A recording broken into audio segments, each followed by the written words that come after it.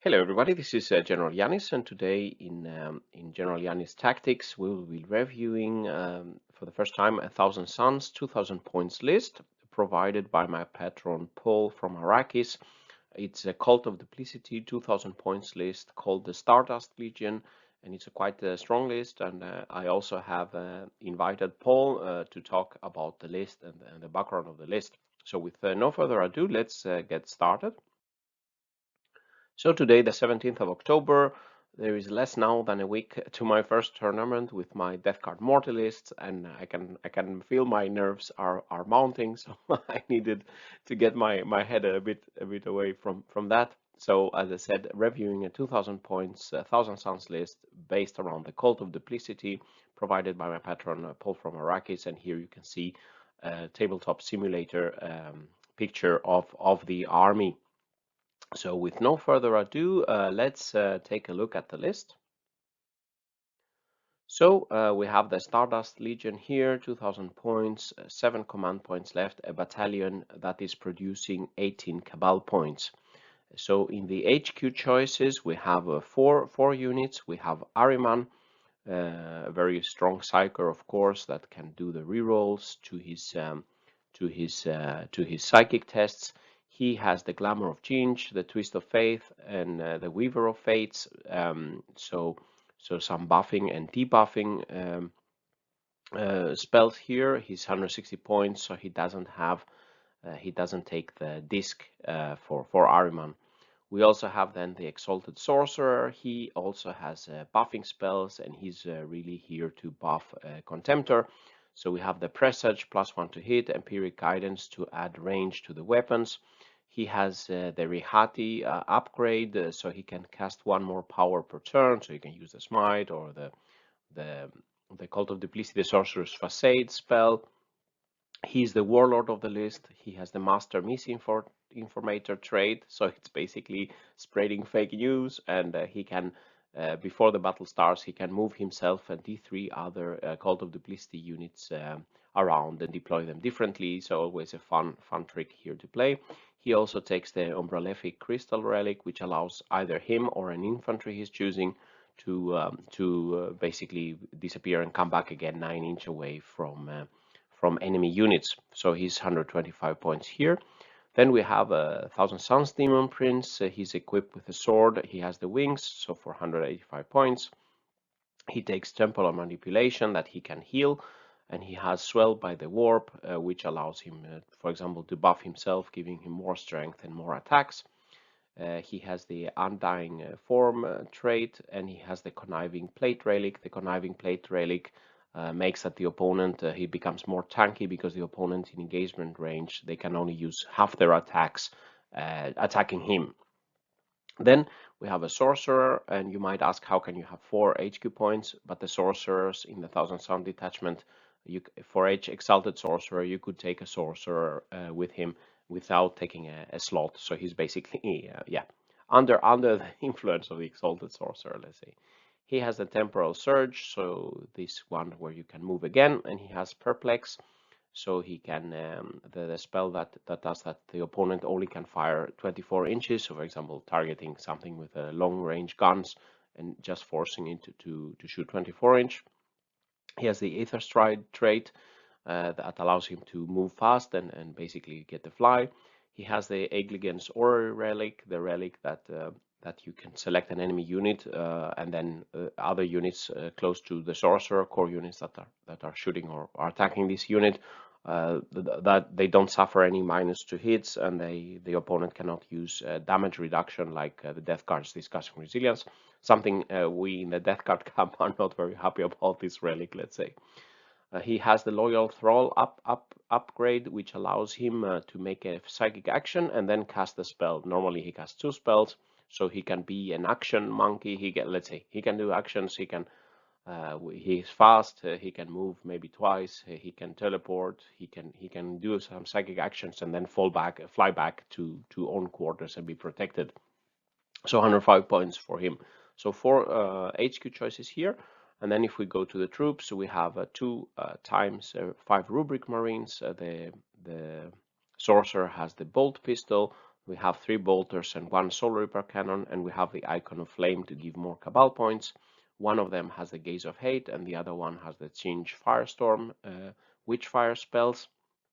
And then we have 15 Tzaangors with the auto pistol and chain sword, with a heart banner to reroll, let's say, morale. 15 seems, according to Paul, to be also a better number. 10 die too easily, 20 are too many, so 15, they can be quite fast and durable.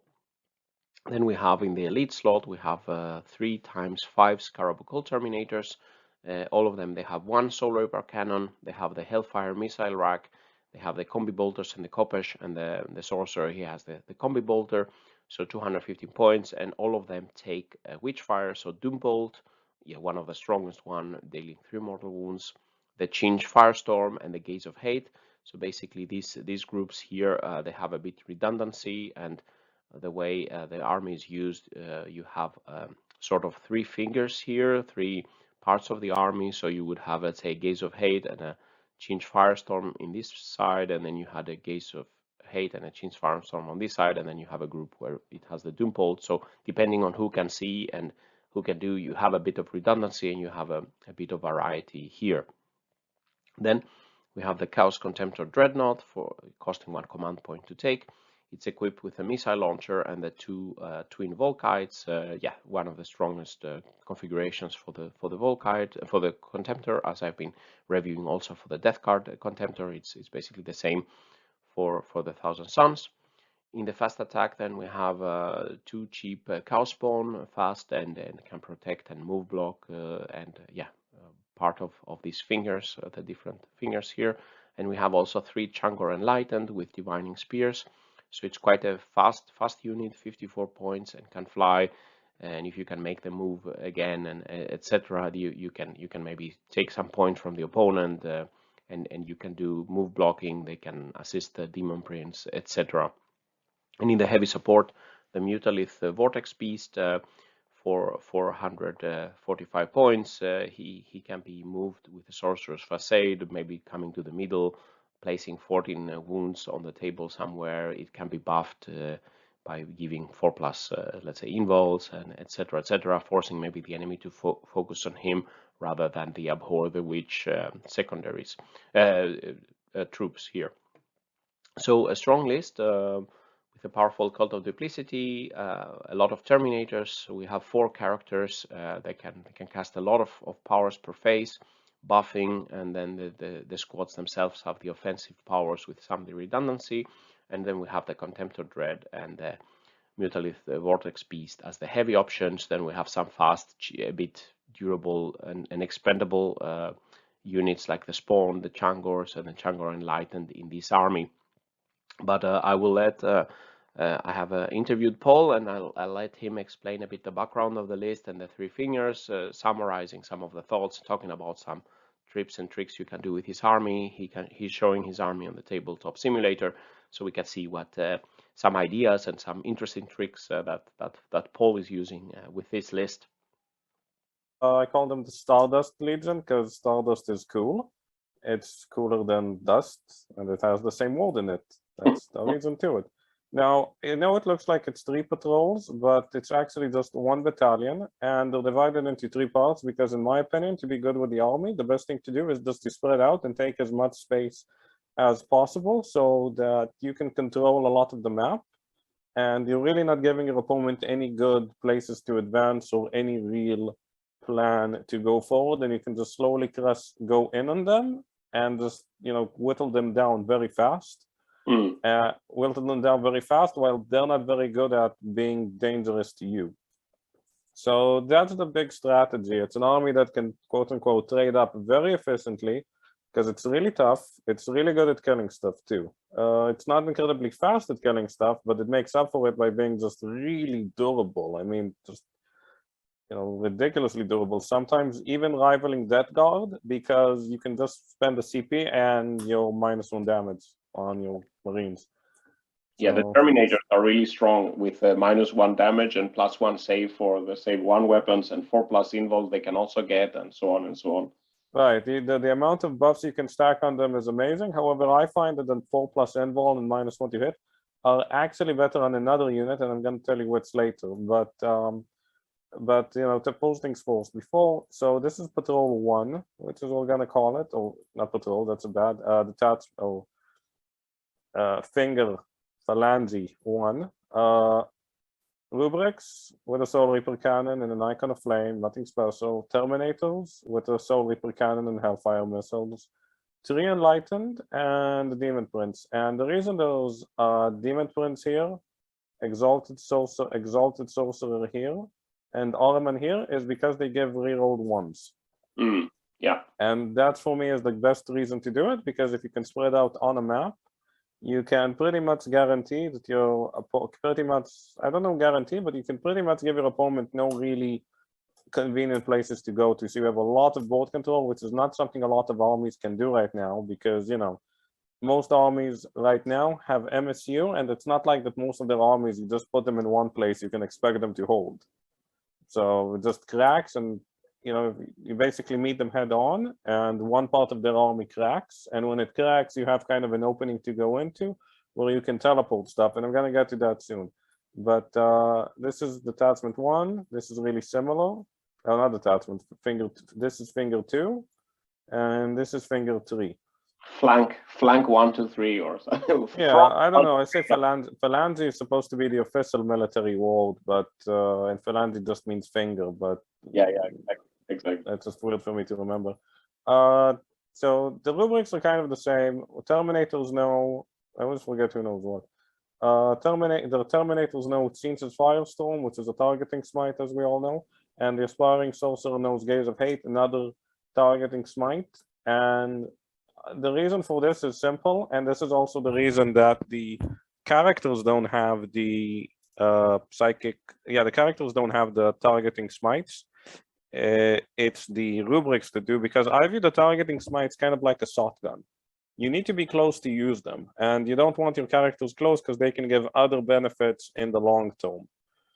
So that's the reason. Then also you have redundancy, because let's say this one dies, this one also knows Gaze of Hate. And this one also knows Tzaangors Firestorm. So let's say the Doom Vault, because these guys are usually going to be in the center, where just damage is going to be the most important, because this is basically the guys who are going to go into the center and hold the objective. That's really important, because most map have a central objective and stranglehold, and you know the maps I'm talking about. Yeah. Direct assault, priority target, stuff like that. And believe it or not, the Tzaangors are very tanky. And they're very tanky normally, just because there's 15 of them. 10 is too little, 20 is too much. I used to have like 2 units of 10, and then I figured, well, look, they're only good if they get the buffs. So normally they're chaff, they're OPSEC, and they have a 5-up invuln, which is really good, which means you're gonna need at least for 10 guys, you're going to need like 15 shots to get rid of them. Yeah. Pretty good. If you give them 4-up invulns, you're gonna need 20 shots to get rid of them. Yeah. If you give 15 of them 4-ups, 4-up invulns, it means, well, now you're gonna need 30 shots to get rid of them, and that's a lot. Yeah. A bit less because, you know, morale and shenanigans. I gave them a Brayhorn just to ensure that, but these are the guys who go on OPSEC and do it, and then these guys, because, you know, a lot of armies have an issue that they have to throw in the expensive stuff, or the stuff that's tough on the point to win, and that's a big problem with the 10-man Terminator bricks in the Thousand Suns. So these guys are kind of like the Pox Walkers. Yes. In that sense. They're faster, they're tough. I mean, a 4-up invuln is kind of synonymous to a 6 of Feel No Pain, in my opinion. Yeah. They're tough, they're 6. I gave them, everyone but the leader has pistols, because I'm not counting on these guys to do too much in melee, but being able to use their pistols to like make a unit that's giving logouts. So what? Yeah, you can shoot something. I mean, yeah. Yeah, and it sounds stupid, like, well, it's strength 3. Well, what can that do? Well, it can mean that a unit that is giving lookouts to a character can go down. Yeah. And that's actually big. And it also works if they fail their charge, which sadly happens often. So these guys, the Tzaangors are here, 15 of them. You know, you give them -1 to be hit. You give them 4-up invulns. You can even make them move twice with this one. Yeah, you can chaos spawn, simple move blocker, screening, and the way it is with the Demon Prince is he has the conniving plate, and the conniving plate has a funny rule. So if someone is attacking him like this, then they only get half of their attacks. Yeah. But if you do it like this, well, it's half. Well, it's like this. So these guys are still eligible to attack. They get their full attacks. And that's not good because he's gonna get attacked more, and he really needs to survive because, you know, he gives the reroll ones, he gives 3 cabal points, he's pretty tough. You just want him alive. So a tactic to use with these is this guy goes in, and you just put this guy here, so that, you know, it's gonna be very difficult for, let's say there's a wall over here.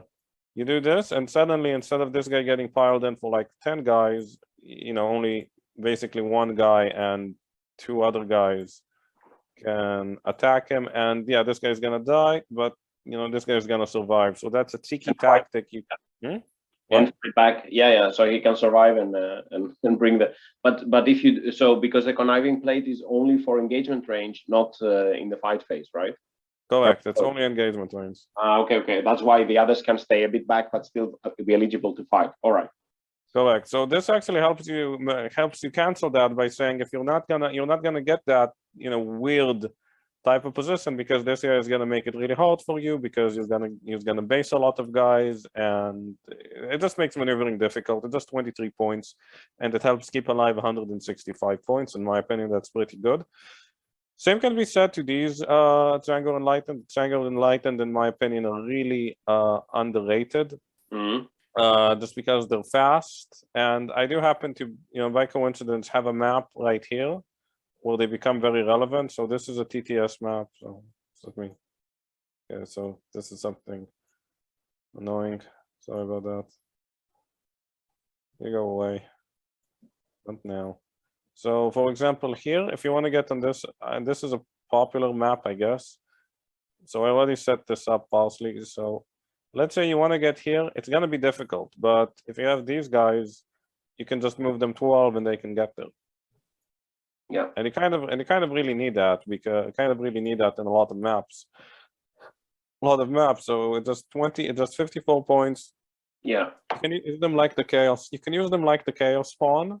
Yeah. But these guys are These guys can fly, yes. They can fly.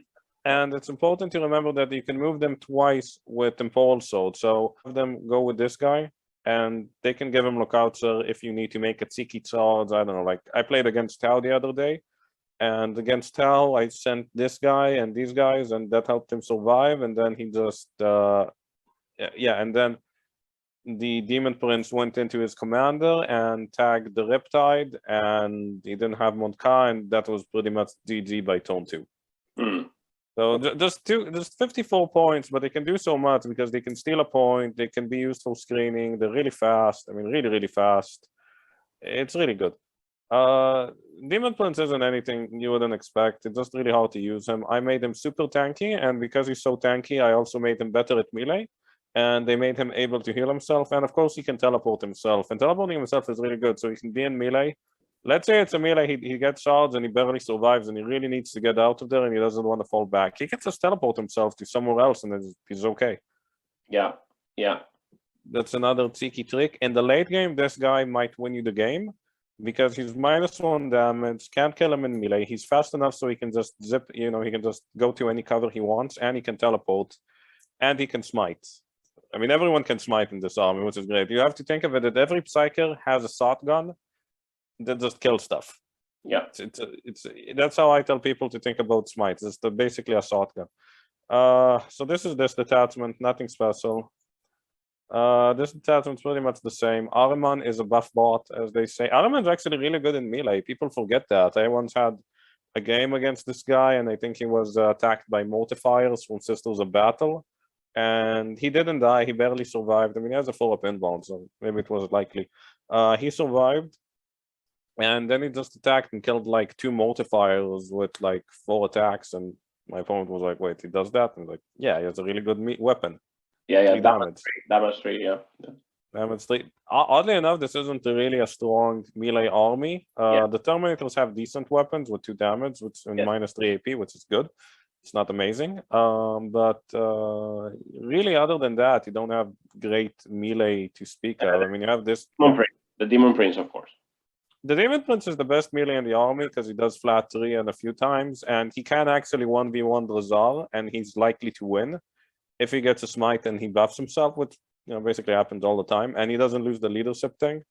But he's really tough in melee. He can definitely survive above his weight class. He can attack too. But the only thing it's worth giving plus to melee is himself, the Mutalith Vortex Beast, which is surprisingly really good in melee. People don't know that, especially if it's killing like weak stuff. Because it has 5 attack. It basically has the same damage profile as the Demon Prince, except he doesn't get an extra attack, but whatever. And he does have a sweep option. Yeah, I mean, we'll get the math I did. I mean, the 15 attacks against the horde type enemy is very strong in melee. So you can shoot the mortal wounds and then do the melee thing. It's very good. The units that have double profiles for melee. Strong. Yeah. This guy, not so much. This guy, you're only gonna do it against like big stuff or stuff that needs to die fast. He's good against Terminators, so there's that. Beast of a unit, love him, love him, love him, love him. I decided to call mine Erroneous the Black because I have a whole, first century AD Roman team I want to do with these guys, not so much an Egyptian team. Okay. Because they're already Necrons, and Egypt was Roman for a long time. See Cleopatra. Ahriman basically knows buffing spells. He just knows, like, these are easily the most important spells to do in the game because they win you the game and they let you survive. Yeah. So he has Twist of Fate, Glamour of Genes, which are not, Weaver of Fate, which is not a hard spell. Glamour of Genes, kind of a hard spell, and he also has Twist of Fate, which is 8, which is the hardest spell in the army, other than the teleport one. But usually use Cabal points for the teleport one to. Use Cabal points on the teleport one to auto-succeed it if you really need it. Sometimes you actually don't. Sometimes it's only like a bonus or like an extra 5 inches of movement, which is, just okay. Also, Ahriman knows Twist of Fate, and it's good because the only time you ever really want to use Twist of Fate is either something really, really scary is chasing you, or you're going on the attack and you really need something to die. So Twist of Fate, it's a short range spell, it's hard to pull off. And the reason it's on Ahriman is that you rarely need it, but when you need it, you really need it.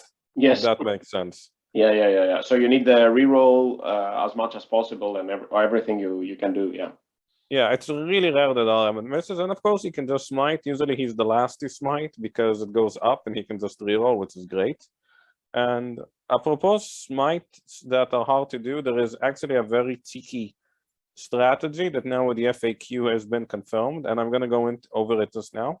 So let's say, I did this trick against the Sisters game, and Sister games are, needless to say, the hardest because all of your psychic is off. But there's a way to get around it because I'll get to that in a sec. So let's say I was against Sisters. I pretended that I made a mistake. So there was a wall, and this unit was just peeking out, and my opponent went first, and she had her melter guys here, and she just said, okay, I'm going to shoot my melters into this one. This guy dies. Oh, no.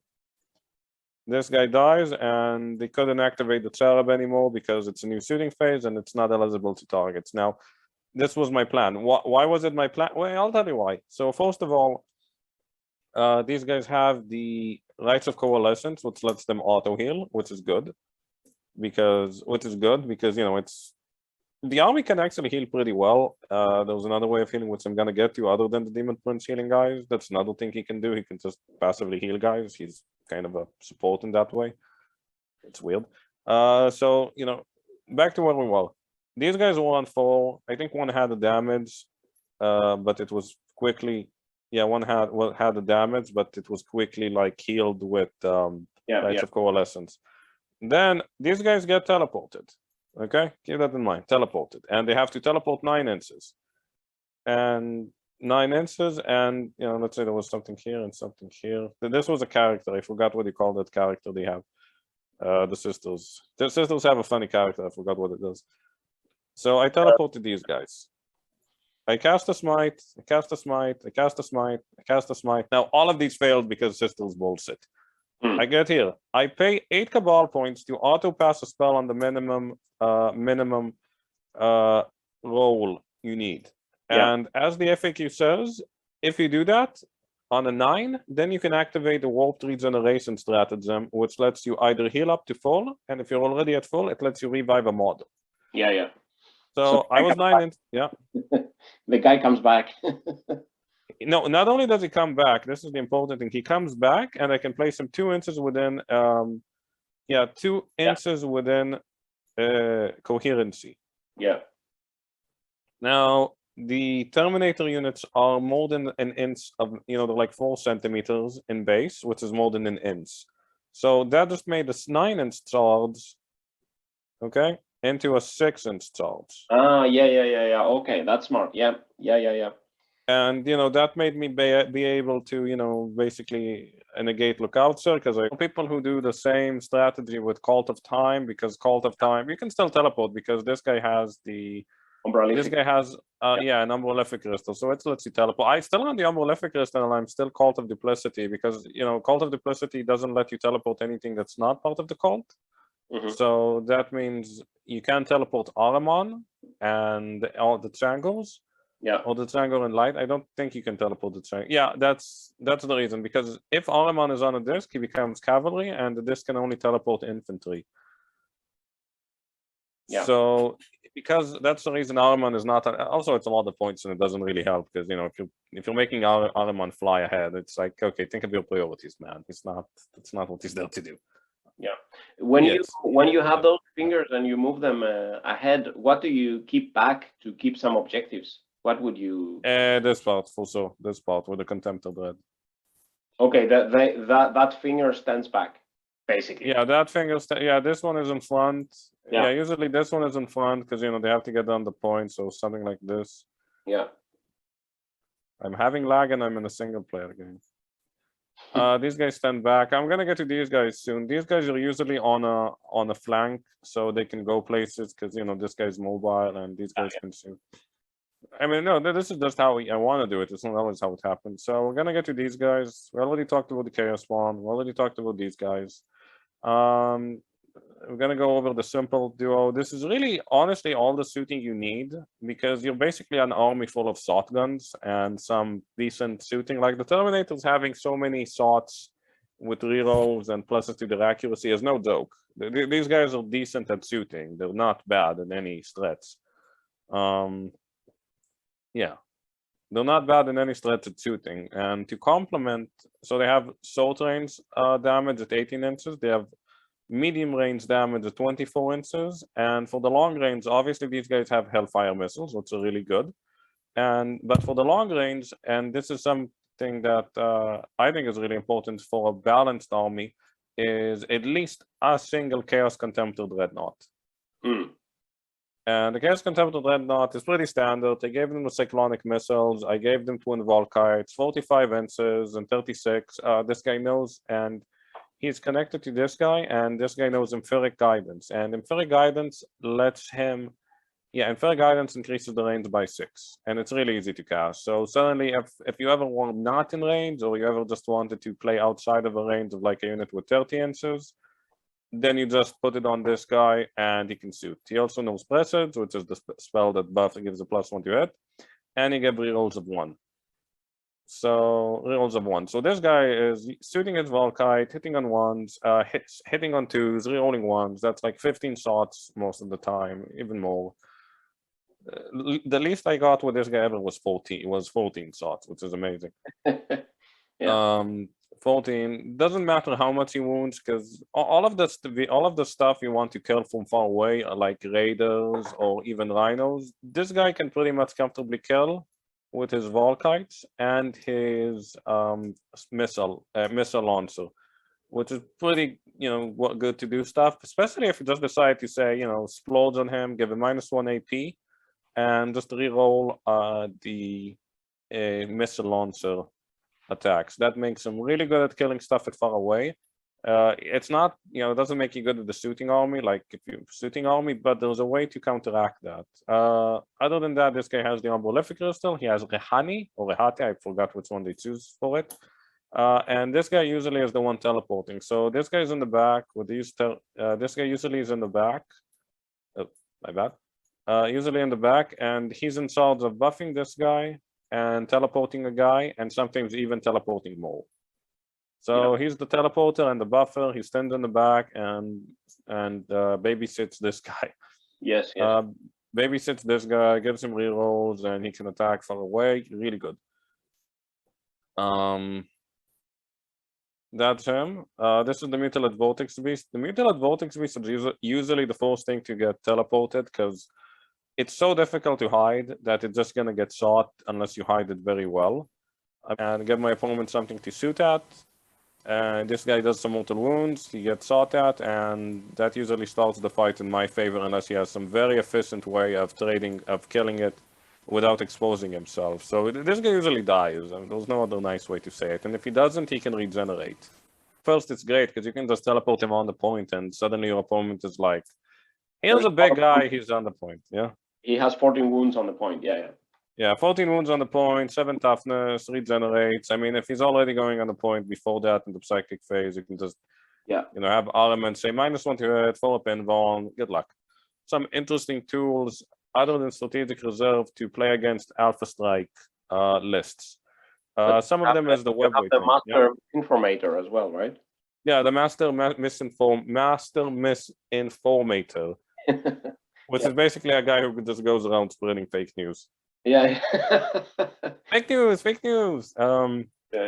We're not here. We're here. Yeah, I mean, and the thing you do usually with this is, this is gonna look stupid, but usually, I just get the dice and I just put it randomly somewhere in the deployment zone, and I just put him. And people look at me like, what? And then they realize, oh, he can redeploy himself. So I just basically throw a die, use the flick button on TTS. If it was IRL, I just throw something in the air, use the flick button, click it, see where it goes. There, he's there, and I just, did a move and without making my opponent know what the hell I'm planning. So that's really good. Yeah, that's a nice thing. I mean, this is also the reason why I'm interested in Thousand Suns, because I can do this type of things. Mind games. I mean, and the biggest mind game in Thousand Sun is the one where you can pick new secondaries after your opponent has picked secondaries. Yeah. I don't always use that, but sometimes if it's really easy, like my opponent has Stranglehold and I can just get engaged, and I'm like, okay, you get Stranglehold, I'll get engaged. So it's the Sorcerer. Now, what's so good about this guy? Like, I heard some people say that he's not even good. He's like a worse Infernal Master. No. Because, first of all, you can really pump this guy up to be really useful. And this is going to tie in with secondaries in a sec. So I gave him Loyal Thrall, which means he can do Psychic Accents, and he can still cast, which is huge, because Psychic Accents are what you do to win the game for Thousand Suns. Yeah.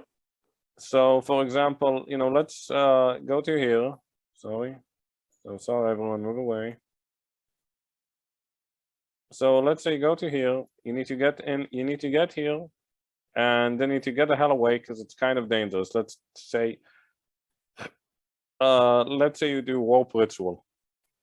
You come here, you do Warp Ritual, great. Now what do? Well, he has Temporal Swords, which is a great spell, and he also can teleport himself. Yeah. So he comes here, or he can just do something like Psychic Interrogation. He can say, hi, do Psychic Interrogation, ask a character, hey, what's your favorite color? Green. 3 victory points. Thanks. 3 victory points. It's green. 3 victory points. Very vital information. Yeah. That's right. And then you can teleport him out. I mean, this is also because if you do the actions, you lose the psychic power. So then, of course, there are stratagems and so on. But I think this Loyal Thrall thing is really good. Yeah, it's really good, especially because I gave him Ether Stride, which lets him adds 3 inches to him and lets him move as if he had fly. Yeah. So I'm not kidding. He's moving 9, not counting advances. Yeah. He's moving 9, not counting advances. Light would fly. I mean, it's going to be really hard to stop him. He has, he has what else? He has the orrery. Yeah. Yeah, he has the orrery, which actually does come a plus. So, like, think of any unit that has like -1 damage, like I don't know, Hellbrute, or a lot of minuses to hit and a lot of minuses to wound. He can just look at it, say, nah, You don't. and nah. So now let's just summarize some of the ideas here with Paul from Master. I needed melee and cabal points is better. In my opinion, Infernal Master is really overrated. Yeah, yeah. And I mean, you are taking the Master Misinformator, which is really good to move your exalt. Yeah. And you have the orrery to negate the opponent's damage reduction, -1 to hits. Yeah, and I have a way of getting it off consistently. So I have the orrery, a way of getting it off consistently. Yeah, orrery, a way of getting it off consistently. And the way of being mobile with that character. The Demon Prince is tanky. Yeah, the Demon Prince is tanky. He's tanky in melee, and he's fast. And Ahriman is just a buff bot that's super reliable and good at everything. And the Warlord is a master misinformator, and he's just really good at managing to deploy everyone. Yeah. Psychic powers, with fire in squads, it's offensive. I want to put it on the guy, as I said before, I want to put it on the guy. I want to put it on the units that are gonna see action, because I don't want my characters to see action. And even if they don't see action, if they happen to see action, they can just smite, because smite is pretty good.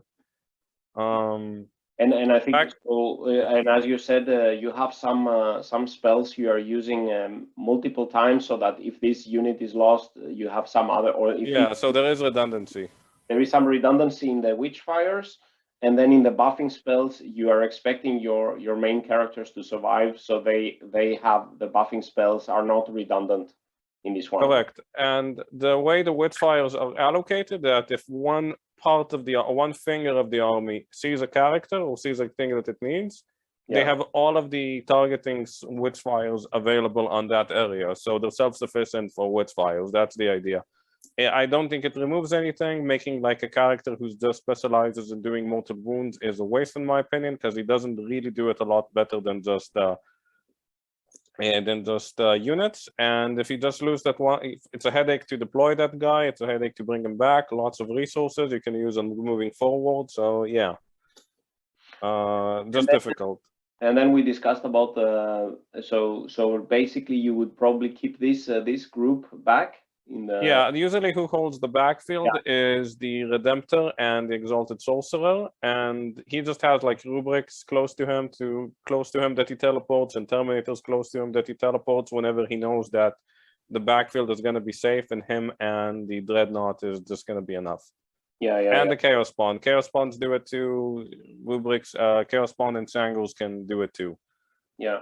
And the Tzaangors enlightened, as you said, they are fast and they can help the demon prince. Yeah, they're fast. They can steal points. They can screen. They can move block.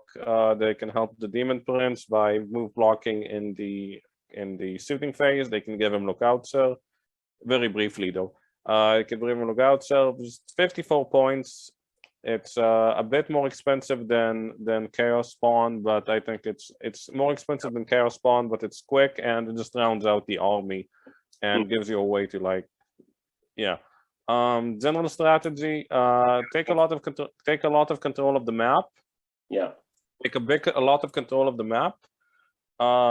Pressure your opponent slowly and whittle them down, because you're probably gonna trade more efficiently, and by turn 3. Like, you're definitely gonna do more damage if you get a chance, because this is a very damaging army with Psychic, and even without Psychic it does good damage, and it's pretty tanky. So, it's basically take the shots you want to take by spreading yourself out. Like, spread yourself out, make sure to take the shots, make sure you're ready to take the shots that are in your favor, because if you ever enter like an exchange, you're probably going to be up in the exchange just because you can just output a lot of mortal wounds, and you're pretty tanky with your Rubrics with +1 to save, and like all of the shenanigans with Psychic.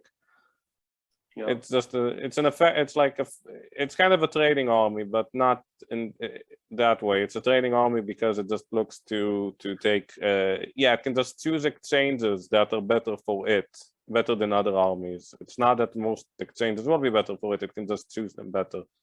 Dealing with vehicles, so using the Redemptor combined with the Orrery.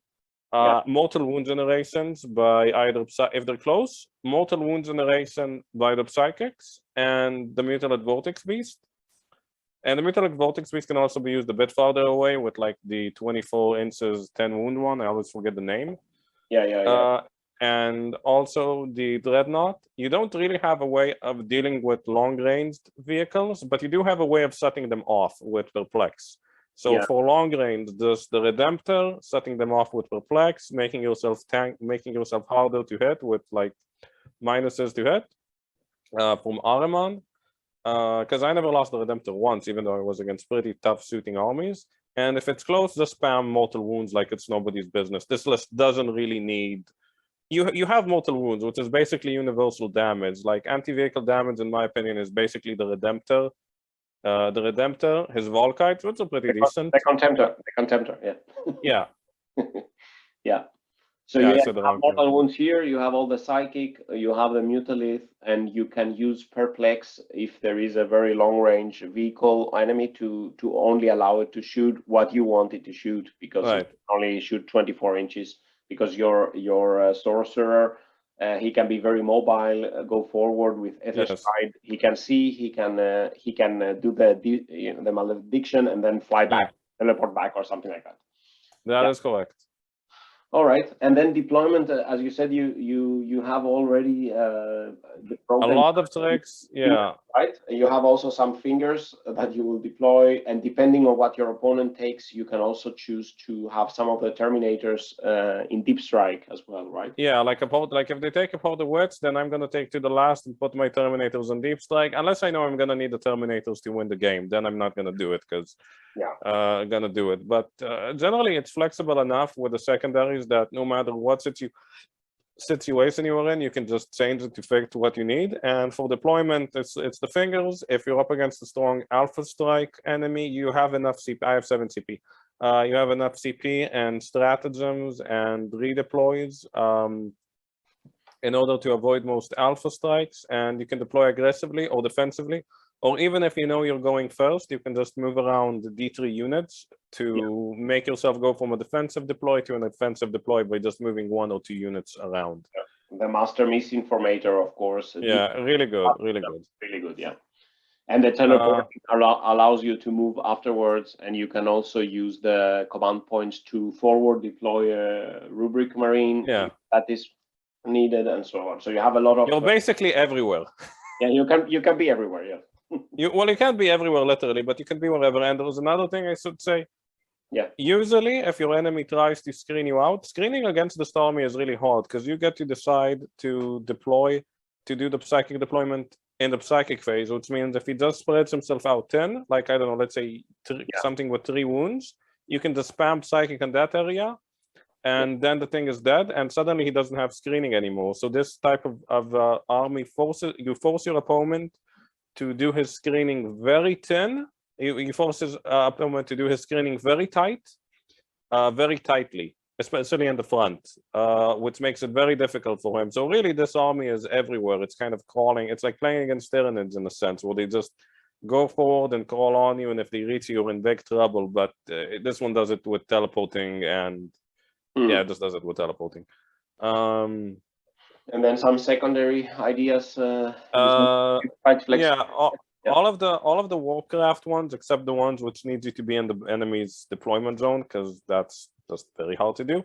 Other than that, it can do most of the secondaries as well that everyone does. Like it can do Rod because it can teleport its units even in the movement phase.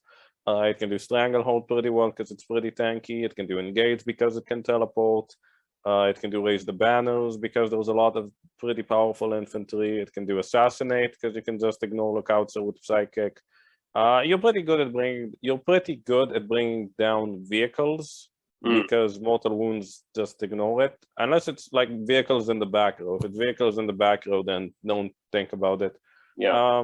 Sometimes you have to grind them down, because like against a list like AdMech, you're not really left, and if the map doesn't allow it, you're not really left against good stuff, and you need to make sure that, okay, you can throw your rust stalkers and kill my rubrics, but I'm gonna get 2 points for grind them down on your rust stalkers, and you're gonna get 2 points in the portal wit, so it's even for me.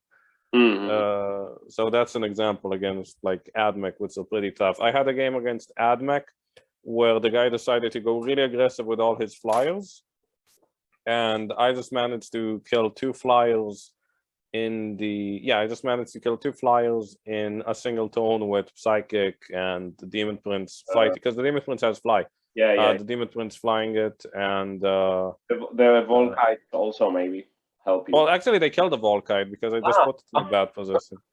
Right. But that was before I learned that you can put a Volkite in a place where he can be seen, but he can't be seen by the enemy, which is weird. Okay, yeah. Because that's the trick where you deploy it, where it's not touching the wall, but it still has the arches, so that way he can't be seen, But he could shoot the flyer, yeah, okay. Yeah, and the Volkite already managed to kill a bomber, like a Fuselab bomber, Fuselab Raptor by that, so he made up for it. But yeah, this army can do some serious work against vehicles that are close. Vehicles that are far away, it can just say, not relevant. It doesn't even need line of sight to do perplex 30 inches away. So, really good army, and really good, in my opinion, this is my first army I was really serious with before. So, with all this explained, let's look at quickly some list metrics. The baseline versus the general Yanis 31 targets, no buffs counted. As we know, this list also has a lot of buffs, +1 to hits. You have the reroll 1s to hit with 3 characters that are giving that, etc., etc. You can also buff the durability. But here we can see with the blue, we have the Thousand Suns Stardust Legion, and then we have 4 different death card lists. Here we have Hunters, Mortarion, Anvil with 2. The shooty list where we had 2 Contemptors and 3 Plagueburst Crawlers. We have the Hex Fleet Virals 2000 points list. We have Dawn's Demon Engines, so another build for Death Card with a lot of shooting and Plagueburst Crawler, Mephitic Blight Holders, etc. And then we have a Terminus Est Assault Force from David, for example, where we can see the variants of Death Card lists, and we see here Thousand Suns, this type of Stardust Legion, let's say, it has a very good shooting at 24 inch, comparable to the Death Guard list with multiple Contemptors and Plagueburst Crawlers. In the short range, also the Combi Bolters and everything does good damage. So basically, it has the similar type of damage at 24 inch and 12 inch. Then we have in melee, it's actually not so bad because we have the Demon Prince, we have Tzaangors are decent in melee. The Terminators are good in melee against their Kopesh, and this is versus, let's say, the average general Yanis 31 targets. Not as strong as something like a Terminus Est or with a lot of Death Shroud and Poxwalkers, but not as bad as I had thought that in the melee department.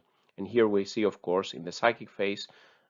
Expected here that this list could be doing 13.5 mortal wounds per psychic phase, assuming they use the 3 witchfires from the infantry squad and then 3 smites. In total, you could do even more. Then you can add the D3 mortal wounds from the cabal points. I assuming here undenied. If there is a big deny, then of course the damage would be lower. We can see death card lists. Normally you would have a Plaguecaster, you might have Typhus there, or other Plaguecasters. They could do maybe 2-3 mortal wounds, 4-5 mortal wounds, let's say, if you wanted, but you cannot. The Thousand Suns, of course, have the advantage in the psychic phase, and this is mortal wounds that can be dealt equally to vehicles and strong targets as they can do to chaff infantry, like the shooting. So, reaching to the summary and final thoughts, all in all, I think it's a very strong list, building around the strong points of the Thousand Suns Codex. We have the Terminators, the Rubrics, the Contemptor, and the Mutalith Vortex Beast, some very strong units in the Codex, and they are buffed by a cadre of a brotherhood of very strong Psychers. We have three HQ choices that give reroll 1s. Then there is supplemented with some fast, cheap, or fast durable, or cheap durable units for their points, some Tzaangors and spawn to take a bit in the field, etc. And then of course utilizing the Cult of Duplicity, a very strong, interesting cult where you can do a lot of deployment and positioning shenanigans. You have the Master Misinformator allowing you to redeploy something. You have the Sorcerer's Facade spell. You can just fly around the table and be where your opponent least expects it. And you also have on top the Imbralefic Crystal to do one more, let's say, a redeployment of the Exalted Sorcerer or some of his Terminators or Rubric Marines. So a big thanks to Paul for sharing this list idea and the other tips and tricks. This concludes the video. What do you think about this list? Do you have any comments, questions, etc.? Let me know in the comments below. If you like this video, please press like and subscribe to the channel, where I will be bringing you more Warhammer tactics, specifically Death Guard, and now a bit more on the Thousand Suns. If you want to support my efforts further, please visit my Patreon page, patreon.com General Yanis. Be part of the discussion there. We could do some similar review of some of your lists or something like this. So with these words, General Yanis signing out. Stay safe out there, and bye bye.